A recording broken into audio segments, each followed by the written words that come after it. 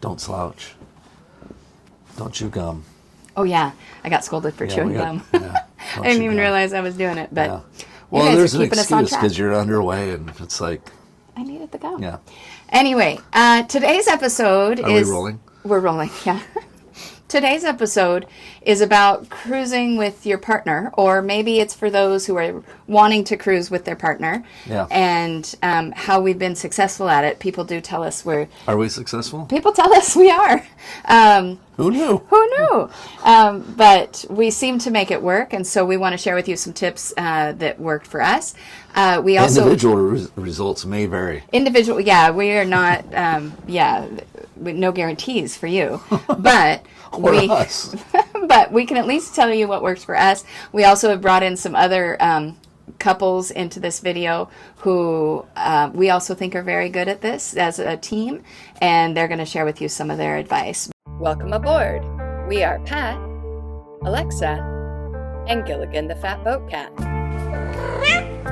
We still work and live aboard our 57-foot Nordhaven in Mexico.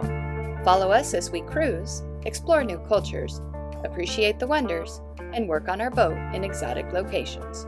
We are Noeta with no ETA.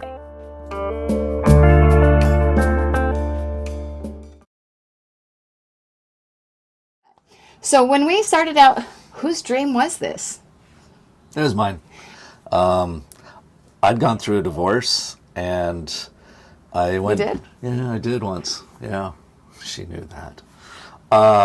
And I got a charter down to Reno, and then a friend of mine was living on a boat in San Francisco Bay, and it was over Thanksgiving, so I called him up and more or less invited myself down to his boat and stayed there, and I was blown away by the concept that people live on boats.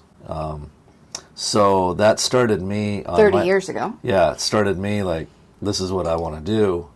And but then he met me. And then we met. Then he met me. And it got derailed slightly. I totally derailed his plans. But we went on to this typical life of, we both work full-time jobs. We had 3 kids and a dog and a cat and all the things you're supposed to do that follow the norm of life. Yeah. He would go to work, he'd come home, I'd go to work, I was exhausted every night, we're in this rut. I will say, this guy, he's like a sniper. He waited, he was patient. So we've been married over 25 years now, and during that marriage of living on land and houses and pets and things, he would occasionally send me a video or say, you should read this book. I convinced her to get a boat. Yeah, we started with just a small boat for weekends and San Juan's cruising and runabout, and that was probably about 16 years ago now. And then we got another boat. I let him get a little bit bigger boat. I said, okay, but it has to fit in our slip that was 36 feet long, so because it was a great docking spot that was looking at Mount Rainier. So we got a 36-foot We got a 36-foot boat. But then he kept sending videos, and he kept sending books, and I was read them, and yeah, fun, people do this. I didn't realize they did, but that's great. And I read one called Voyaging with Kids, and our friend Behan wrote about doing it with kids. And so we started talking with our kids, and they were like, yeah, no, whatever.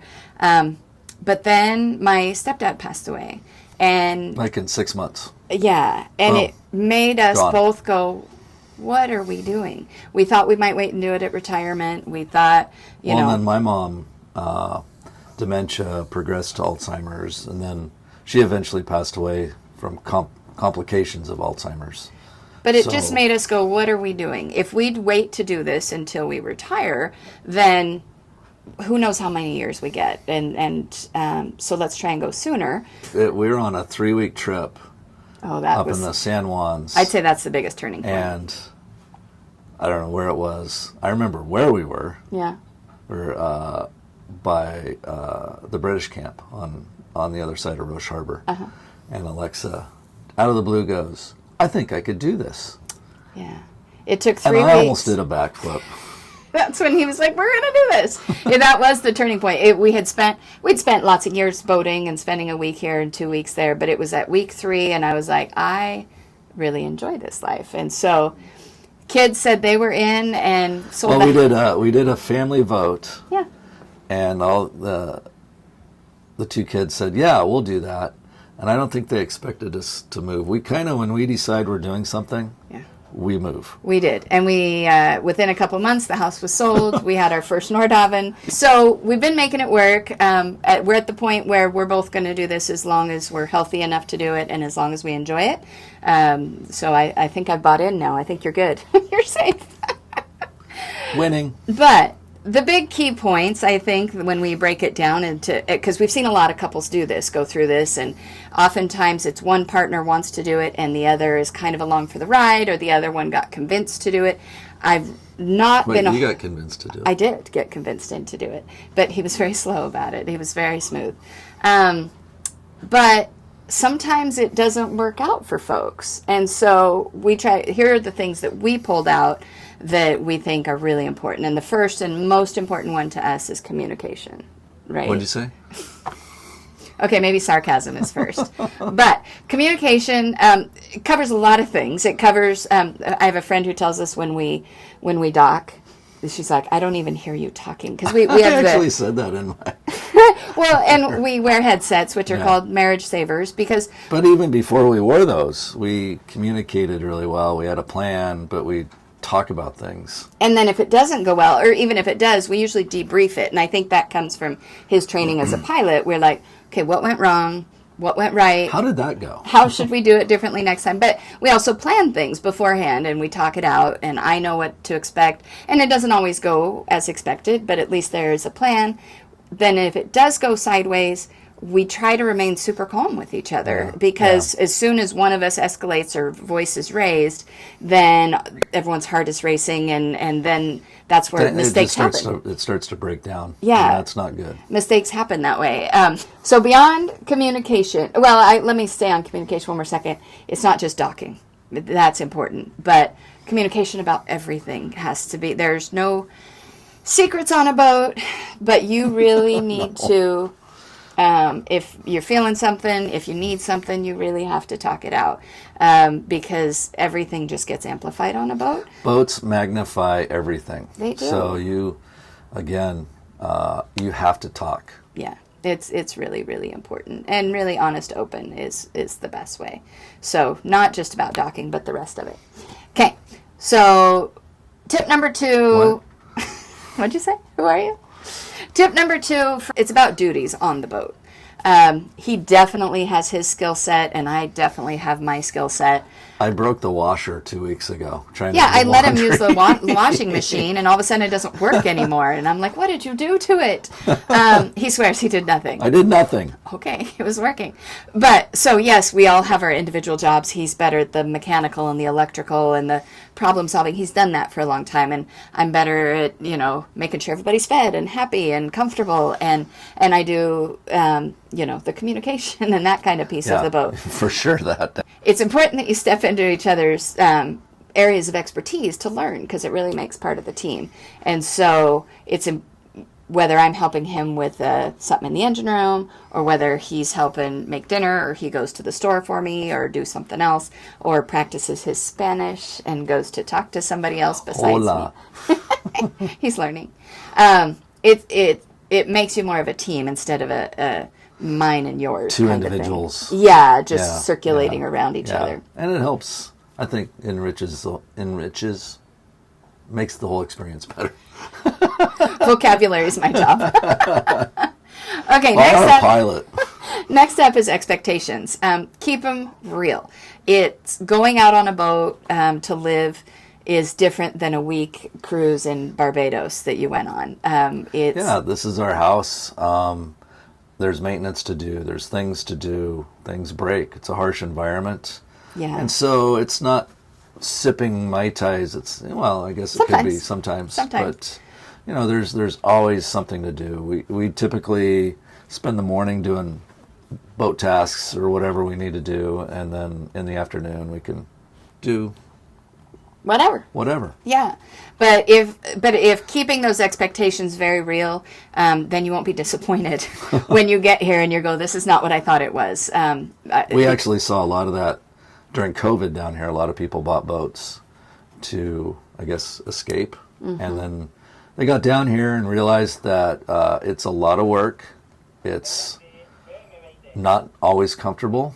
And it's not always fun. And it's not always fun. And that's okay. Yeah. But as long as you don't come in thinking it's otherwise, then you'll be fine. Flexibility.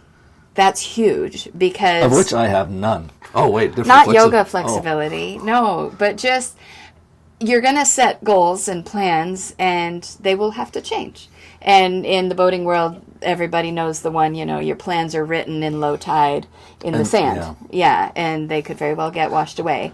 And if you've been watching our last few months, you know how flexible we've had to be. Yeah, like working on the boat, one thing that it took me a little while to get used to. We're both type A people, get things done, but something would break, and I knew exactly where that part was on the shelf at home or in the States. I could get it in a day. Something might take me a couple days to fix. Down here, it's a month, 2, 3. It just... You got to be flexible and patient. Yeah. And sometimes that means flexible and patient with each other. Yes. So, which is really, really important. Yeah, you're in a tight space. And, it's not to say that we don't have miscommunications. Yeah. But it's also how you deal with that. Yeah. And how you recover from that. Absolutely. Planning together. Planning together, I think, is really important. And that's both planning for the day, what you're going to do, but also planning where you're going and where you're going to navigate and how, when, where, why. Checking the weather. Yeah. It's Weather definitely an us route, thing. We have to both be comfortable with where and when we're going all the time. Yeah. He'll check the weather and I'll check the weather. He'll plan the route and then I'll look in and zoom in and making sure we're not going over islands. It's important that we do that together. Again, I feel like I very much have say in this. It's not Pat's dream. It's us. It's together. It's together. Yeah, 100%. And it really needs to be. And me playing part of all of that planning, I think really helps it make it part of my thing too. Oh, yeah. Definitely. Give space to each other. Okay, right? Not right this second. You're touching me. I know. Just get away from each other. It's okay. Just because you can have a perfectly happy marriage and be super loving of each other, but still need your space. And that's okay. Yeah. And here on the boat, it might be something as going for a walk or going to a different space in the boat even. Or now we get lots more than we need because he goes to work every few days. So maybe that's what's helping everything, be great. Uh-oh. When he retires, I'm kidding. We'll keep going. But it's important that we can each say, I need a break or I need to walk away. I need to just go out. And I'll go to the store, heading to the store and he'll be like, do you want me to go? And I'm like, nope. Or okay. The Home Depot trips, he's like, do you want to come? And I'm like, nope. Go ahead. So that's okay. It's not a bad thing, giving space. Practical tip, I would say, if you're thinking about doing this, try it out first. Go for it. It won't be the same if you go for a 3-week trip somewhere, but there will be things that will break on the boat. There will be times when you just don't want to be around somebody else on a boat. Give it a try. Go do a charter somewhere. Find another boating couple that you know and ask if you can cruise for a little bit with them. See the realities of it. Yeah. I would really suggest trying it out. See what kind of boat do you want? Sailboats aren't for everybody. Powerboats aren't for everybody. So kind of know what you want to do and how you want to do it. But you have to both agree. Agree. He threatened me during COVID that what if we have to go down to a sailboat? And I'm like, well, then I'm quitting boating. So it still has to be a team decision. Patience is just a giant one. Being patient with each other, patient with the community you're in, being patient with other boaters. If you can give everybody a break a little bit, then you can go a really long way. I will say that in reality, you do have to like your partner, the other person. Like Pat mentioned, everything is magnified on a boat, so problems do too. If you already have issues at home, they're not going to be fixed by moving onto a boat, right? No.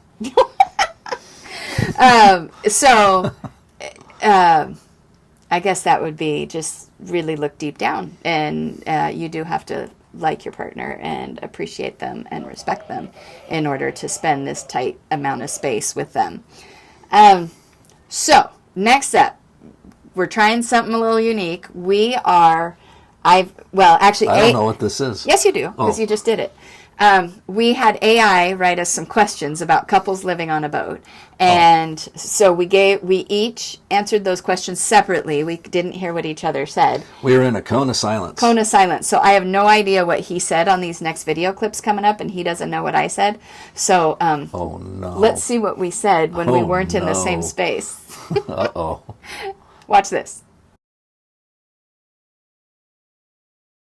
I'm reading my notes that Alexis provided me. Questions. What are your individual roles and responsibilities on the boat? I joke and often say that I'm the one that makes the boat operate. You know, I do all the maintenance, inspections, you know, mundane, change oil filters, fix stuff. So I make the boat operate. Alexa makes the boat work. So I think that's our roles.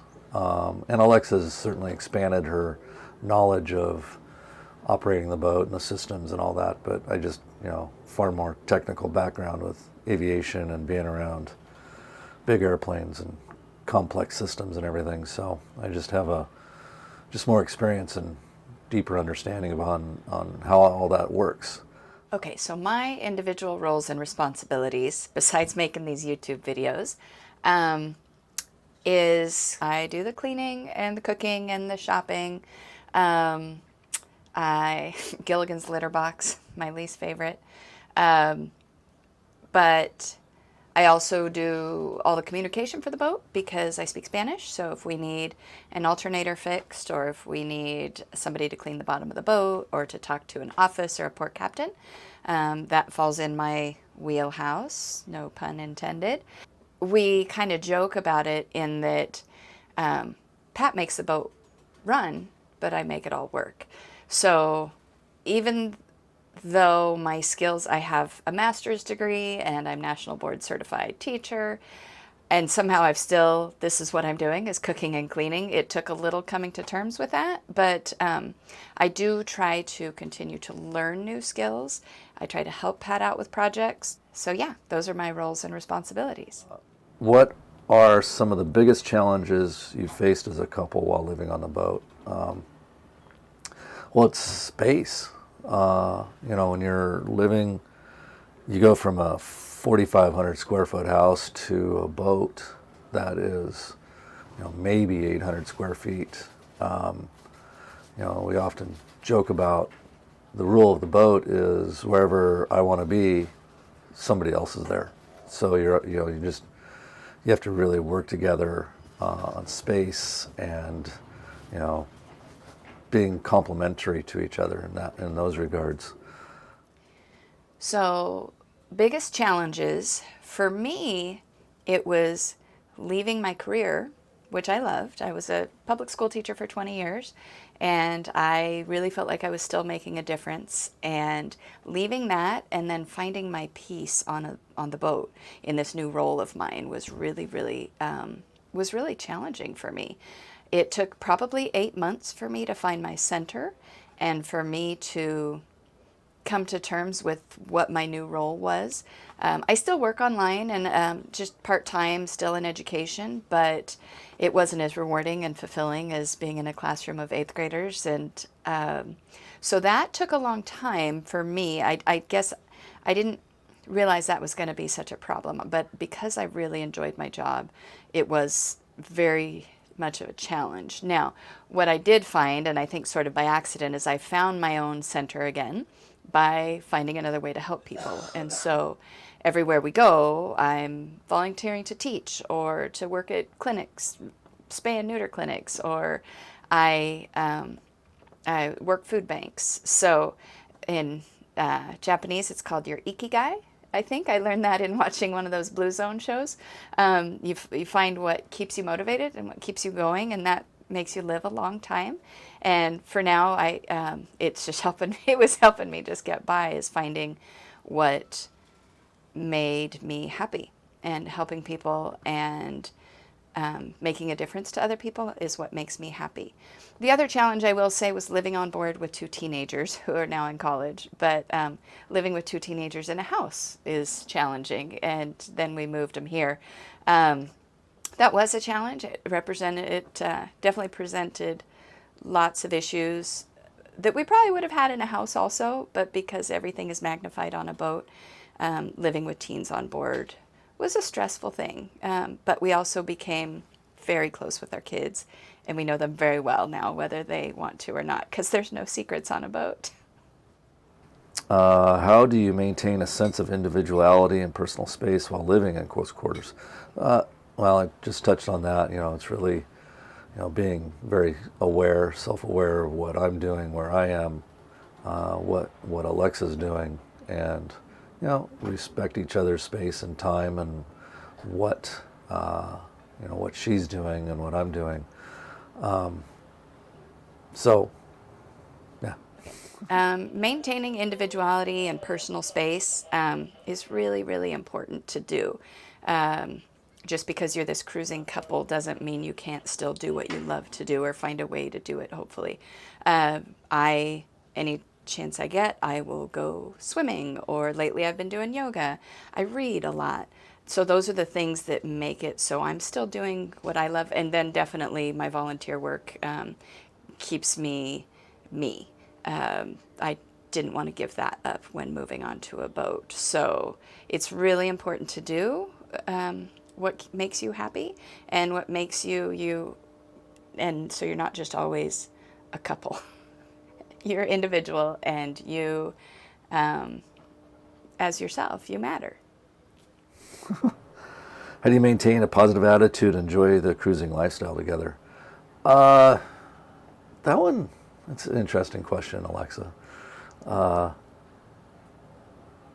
You just got to wake up. It's a mindset from the moment you wake up. You're going to be positive and happy, and no matter what the challenges are. And there's going to be challenges. Boats break.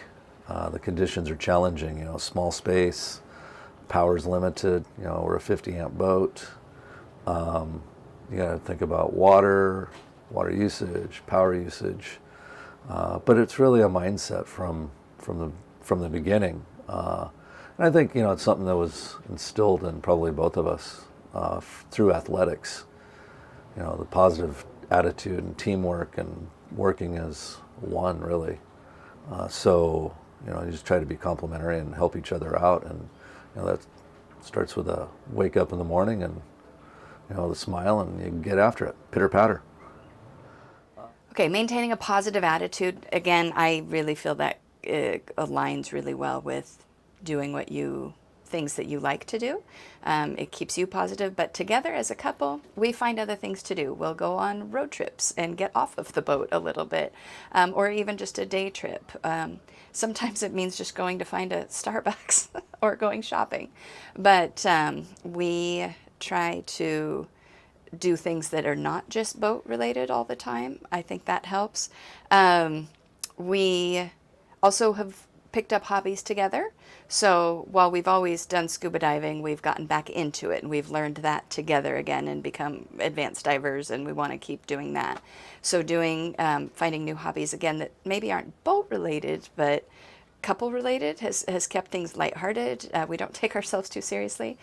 Pat even has taken salsa classes because I love dancing, and he has even taken some salsa classes with me and will humor me and go out and do that sometimes. So it's a give and take.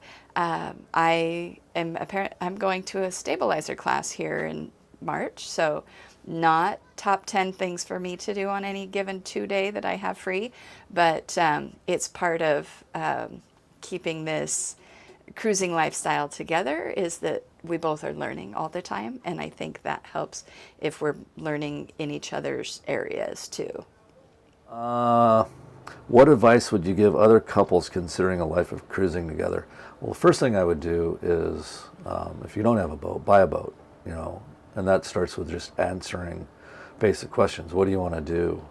How do you want to do it? A lot of people only think about sailboats, and that's cool.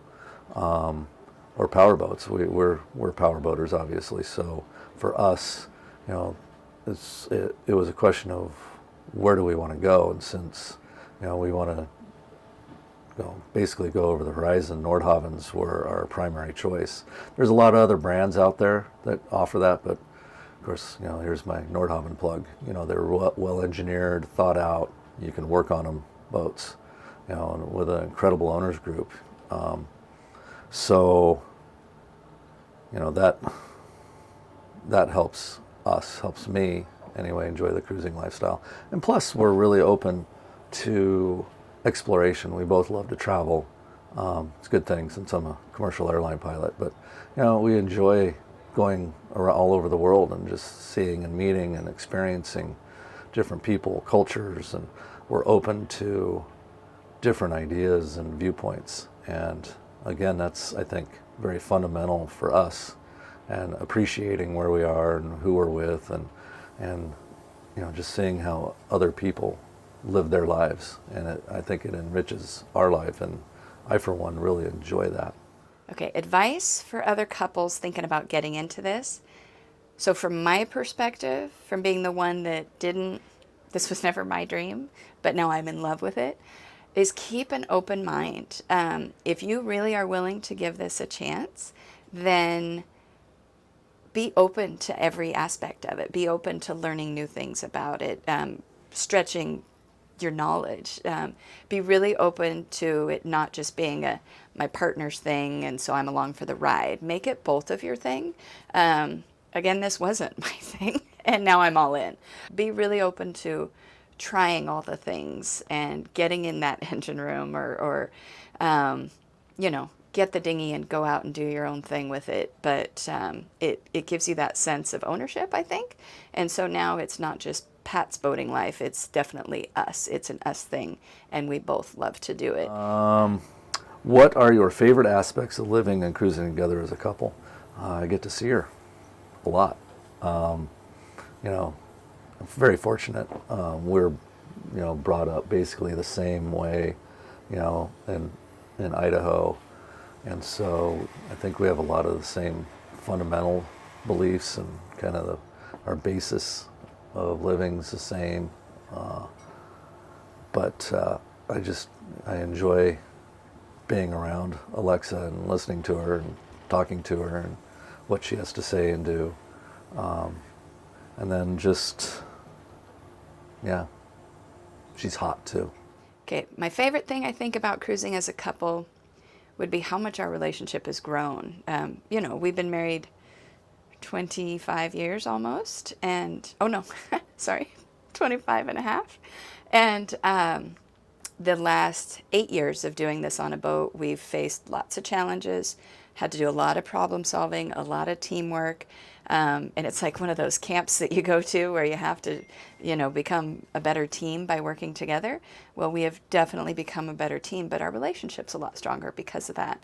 Our communication is better than I think it's ever been. And so that's actually my favorite thing that we've gotten out of this, in addition to all the awesome places we get to go and things that we get to do. I think if we were still on land, honestly, we'd be happily married. I have no doubts on all of that, but we would still be in that grind of, I say 9 to 5 work, but I worked way longer hours than that, coaching and doing things. I would come home from work every day and I was exhausted, and I would lay down on the couch and we'd chat a little bit and we'd go to bed, and then he'd disappear for days to go to work, and it was him doing his thing and me doing my thing. And I think this has definitely become an us thing, which I really appreciate. Well, that was wow. That was interesting to see separate what we both said. So next up, we brought in some guest speakers today of some couples. And introducing, right. So we have some folks here that also live on boats and that we think are successful in making it work. So here's their pieces of advice for people thinking about living on a boat. We're Kevin and Alison Jeffries, and this is Max. Say hi, Max. This is our boat, Red Rover. She's a Nordhaven 55, and we've lived on this boat for, it'll be 9 years in June. And we've traveled about 31,000 nautical miles so far. And we've gone from Alaska to Maine through the Panama Canal. Although someone asked us if we got here on the East Coast through the Great Lakes. Pro tip, can't do that. We've done a lot of wandering along the way, and it's been a grand adventure so far. Alexa and Pat asked us to share some advice for other couples who might be considering some stuff that we've done or just really cruising together. So here it goes. All right, so we have some notes. So if you see us looking, that's what we're doing. I think the first thing is that both partners really need to be invested in learning about the boat and all aspects of the boat. So taking classes together. There aren't pink and blue jobs. There's, not one person is doing all the cooking and cleaning and one person is doing all the mechanical maintenance. Both people need how to do both things and share in the load. Sometimes there's more mechanical things and sometimes there's more, let's say, hospitality things, but both are equally as important and both people need to be engaged in it, so you don't decide that you just don't like each other because one person is doing all the work. You've probably heard the saying that there's times that you have the highest highs and lowest lows. Cruising is much like that. Cruising, there's such a range of experiences and good and bad. And just being understanding that some of the greatest days of your life can be out cruising, and some of the most difficult and challenging times will be the next day. And preparing yourself for that. It's not all cocktails and sunsets like a lot of videos would have you believe. It really isn't. But the days when it is are really awesome too. I think the other thing is if you don't have a good working partnership before you move on to a boat, it's kind of like when you hear the people say, if you have a baby, that's going to save your marriage, or get a dog or whatever. Cruising isn't going to make your partnership better. If your partnership's not working off of the boat, don't try to move onto a boat. It'll get a little more difficult. Kind of running along that same line of thinking, let the little things go. The boat's a small space. There's different spaces that you can go to, but it's still a small boat. And you need to work together and live together. You're going to be there, 6, 12, and 24 hours from now. So let the little stuff go. Dwelling on it's just going to make things terrible when that person's right in your face. So, which works for us, but doesn't work for everybody. And along those lines too, respect and care a lot about what your partner's needs and desires are and what their tolerances are for things like sea states or night passages or watch schedules or number of hours underway. Not everyone is comfortable with the same things, and we see a lot of times where one person is pushing the other person too hard, and then they get very unhappy, and then we see boats go up for sale. So really understanding what your partner is comfortable with or what they're willing to become comfortable with over a period of time, but don't make them do something they don't want to do, because then everybody's unhappy, and that's not good. Another thing, make sure both partners, and this is their dream.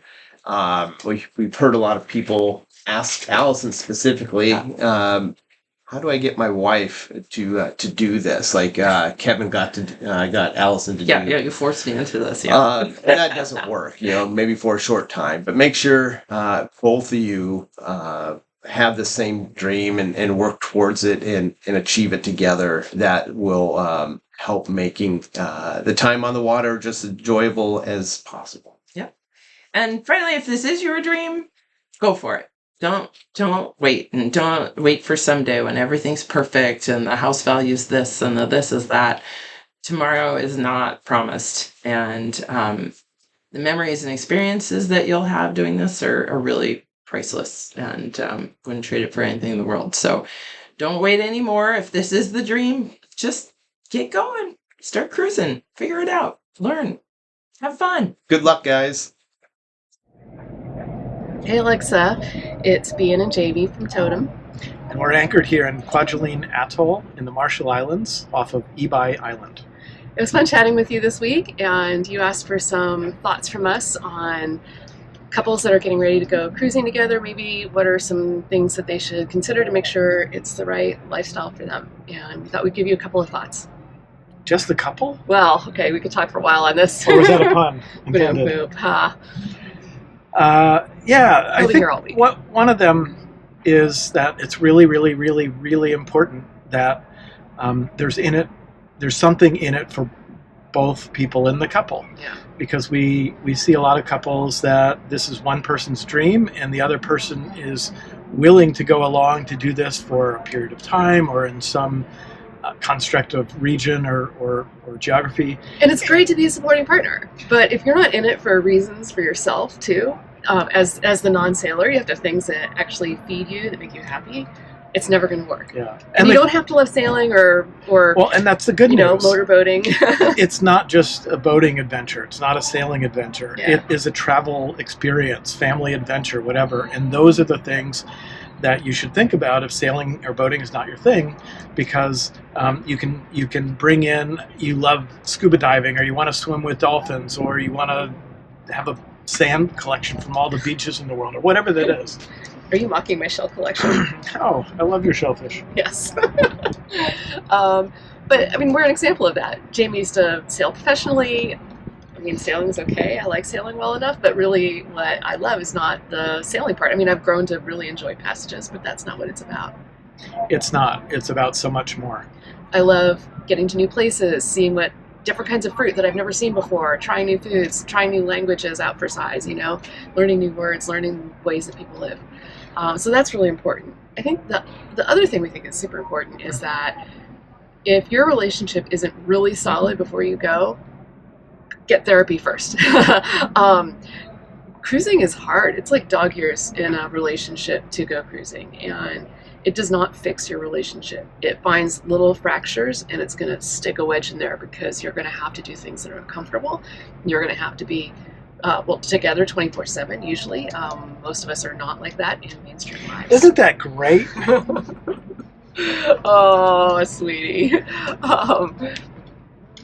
But it's true. Being on a boat, there are stressful situations. Early on, it's around docking and anchoring for couples often, and those stresses can make a complicated relationship that much more difficult. So, and there's so much to unpack in that, but that's the top line from us on thoughts for you for couples getting ready to go out together. I have one more. Oh, do you have one more? I have one more, which is that oftentimes when people go cruising, there's this cliche that we really don't like, the pink jobs and the blue jobs. I hate that so much. And it's just 1950s, and it's not ridiculous. It's not right. But related to that, oftentimes there are roles that we naturally fall into, like Behan is an awesome mechanic. No, that's me. I have some mechanical skills, and Behan doesn't. I have none. I can hand him tools and make a really good dinner afterwards. And boats are mechanical, and so it might. I've learned a lot. You have. You just don't choose to do it. No.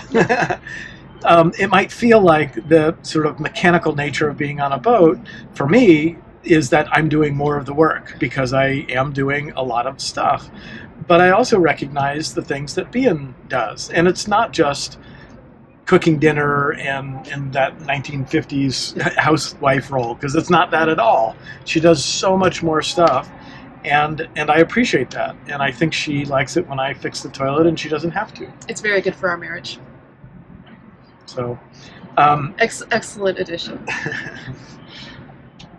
Is that all we got? That's what we got? I think those are our main points. Okay.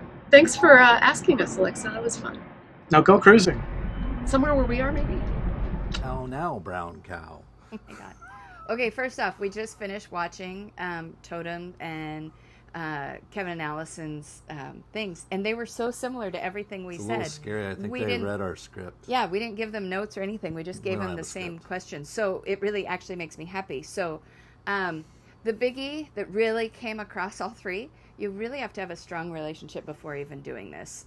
You really, it's not going to fix any issues. And that plays out in anything you do. Like, you could be in an RV, it could be a small house, whatever. Be going on a skiing going trip. on a skiing trip, and if you're not together, Yeah, it's just you're not going to not work. together. So check that relationship. I like that Behan said go to therapy first. Make it work. Figure it out. If you guys really want to do this, do it. Yeah. So that was the first giant one that all of us said is you just need a strong relationship first. And we can't fix that for you.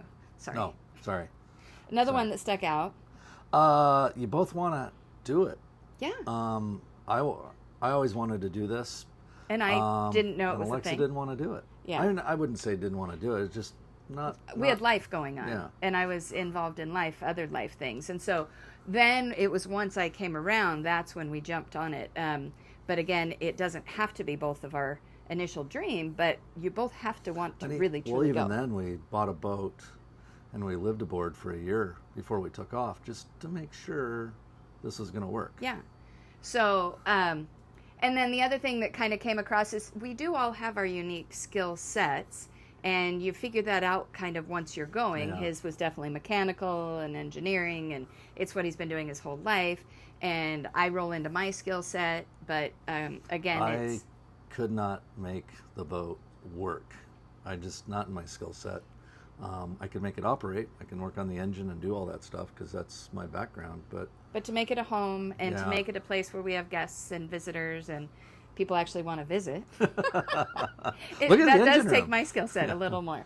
But they come together and make a whole, and that's what's really important. So hope this has been helpful to you guys. I really appreciate our friends stepping in and in all the awesome places in the world that they are. There's reasons I think that we like them. They're cool people. Yeah. And they're neat couples. They're all right. Oh, anyway, have a great day. Let us know if you have any other questions in the comments. Comments, suggestions, what you do. Yeah, maybe somebody How else you has do another what you tip do. you want to share. Anyway, good luck, go cruising, and know how to clear. Out!